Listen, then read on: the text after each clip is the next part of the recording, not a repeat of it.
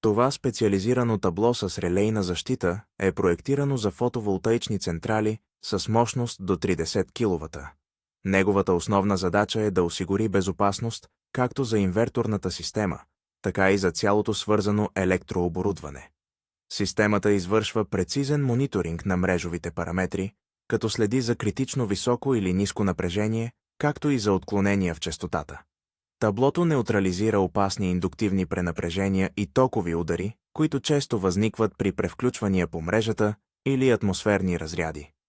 При засичане на нестабилност, релейната защита незабавно изолира централата, вашия дом или бизнес, за да предотврати дефекти в чувствителната електроника.